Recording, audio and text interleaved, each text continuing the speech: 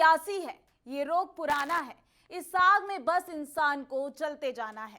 नमस्कार, मैं हूं आपके साथ माधुरी तिवारी और आप देख रहे हैं संभव टीवी की खास पेशकश बात सियासत की।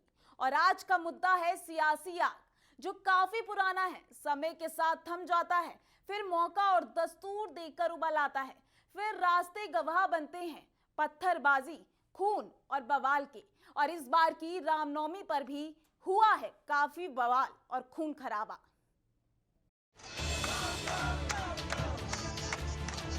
और कुछ वामपंथी आए और हम लोगों में हमला करने लगे वो लोग। बस देखिए आखिरकार उन्होंने लड़ाई पे उतरे और ये देखिए बहुत मारा है मेरे को बीच में लेके।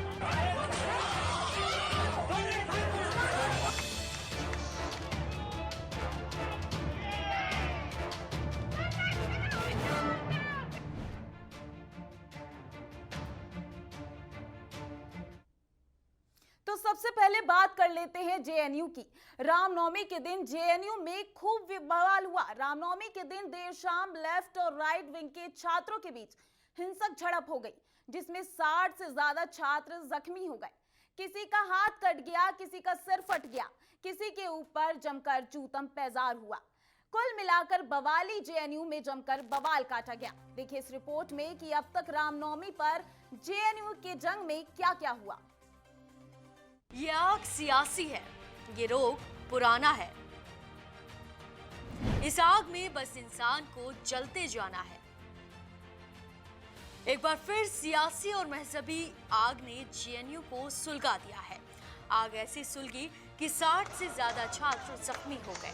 किसी का हाथ कट गया, किसी का सर फट गया, किसी के ऊपर जमकर जूतम पैजार हुआ। संभव टीवी की स्क्रीन पर जो तस्वीरें आप देख रहे हैं वो आपको जरूर ब्लर दिखाई दे रही होंगी।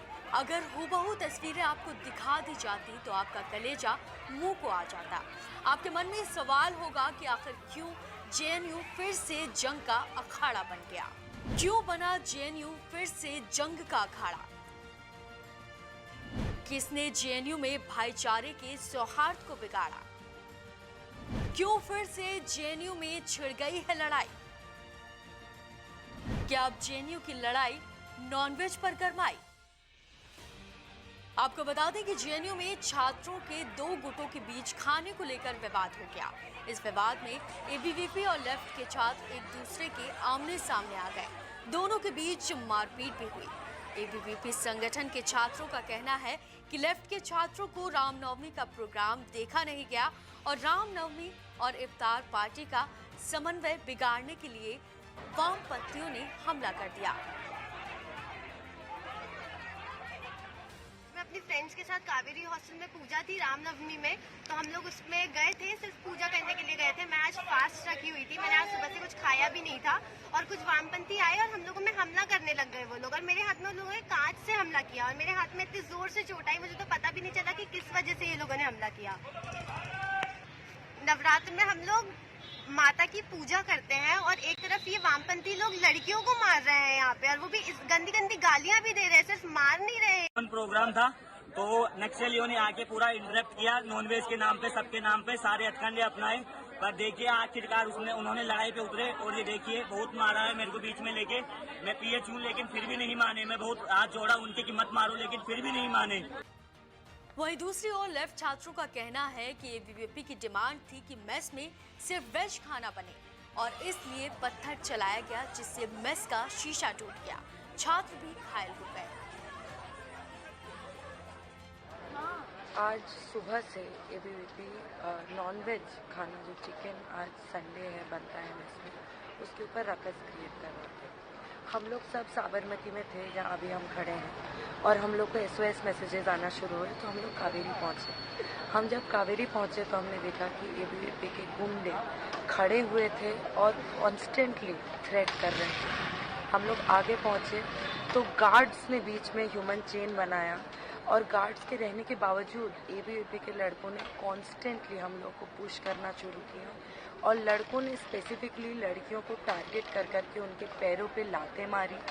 विक्रम नाम का एक लड़का है, उसने मेरा हाथ यहाँ तक खींचा, मरोड़ा, and then he grabbed my breast, उसने मेरे साथ हरासमेंट किया, उसने मुझे मोलेस्ट किया, महिलाओं को थप्पड़ मारा और वहाँ पे गार्ड के प्रेजेंस होने के बावजूद हॉस्टल का जो इक्विपमेंट है, वाईफाई का जो इक्विपमेंट है, उनको तोड़ के स्टूडेंट्स को मारने का कोशिश किया।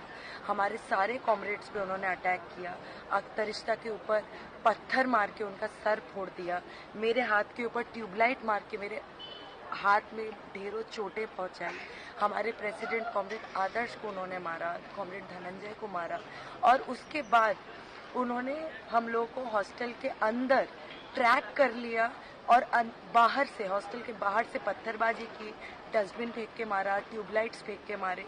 And all of this is happening जब दिल्ली पुलिस गेट के बाहर खड़ा है, जब साइक्लॉप्स जो इस बात का प्राइड लेते हैं कि वो मिलिट्री में सर्विस करके आए हैं, वो खड़े हैं, उनके बावजूद उनको भी चोट पहुंचाते हुए एबीवीपी ने हम लोगों पे हमला किया। आप सबसे ये अपील है कि आप हमारी आवाज़ को आगे बढ़ाएं, आप जेएनयू के साथ खड़े रहें और एबीवीपी और आरएसएस का देश भर में जो गुंडागर्दी है उसके खिलाफ खड़े ढेरों चोटें पहुंचाई।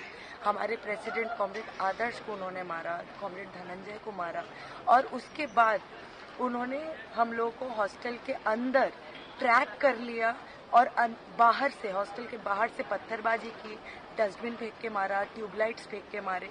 And all of this is happening जब दिल्ली पुलिस गेट के बाहर खड़ा है, जब साइक्लॉप्स जो इस बात का प्राइड लेते हैं कि वो मिलिट्री में सर्विस करके आए हैं, वो खड़े हैं, उनके बावजूद उनको भी चोट पहुंचाते हुए एबीवीपी ने हम लोगों पे हमला किया। आप सबसे ये अपील है कि आप हमारी आवाज़ को आगे बढ़ाएं, आप जेएनयू के साथ खड़े रहें और एबीवीपी और आरएसएस का देश भर में जो गुंडागर्दी है उसके खिलाफ खड़े रहें। विवाद आगे बढ़ने पर लेफ्ट विंग के छात्रों ने वसंत कुंज थाने का घेराव किया। छात्रों ने आरोप लगाया कि जब घटना हुई तब पुलिस भी वहीं मौजूद थी, लेकिन उन्होंने कोई कदम नहीं उठाया। अब एफआईआर दर्ज करवाने के लिए वो वसंत कुंज थाने का घेराव कर रहे हैं। लेफ्ट से करीब 200 से 250 छात्रों ने वसंत कुंज थाने का घेराव किया, थाने के सामने नारे भी लगाए। इससे पहले जेएनयू गेट पर इस घटना के विरोध में एबीवीपी के छात्रों ने नारेबाजी कर विरोध भी जताया था। उन्होंने कहा कि रात के अंधेरे में पत्थर बरसाना, लान में इकट्ठा होना कहां तक सही है। वहीं जेएनयू मामले में दिल्ली पुलिस ने एबीवीपी समर्थित अज्ञात छात्रों के खिलाफ एफआईआर भी दर्ज की है, जिसमें आरोपियों के खिलाफ आईपीसी की धारा 323, 341, 509, 506, 34 लगाई गई है। ये शिकायत जेएनयू छात्र संघ के सदस्यों द्वारा पुलिस को दी गई थी, जिसमें एसएफआई, डीएसएफ, एआईएसए समर्थित छात्र भी शामिल हैं। ब्यूरो रिपोर्ट, संभव टीवी।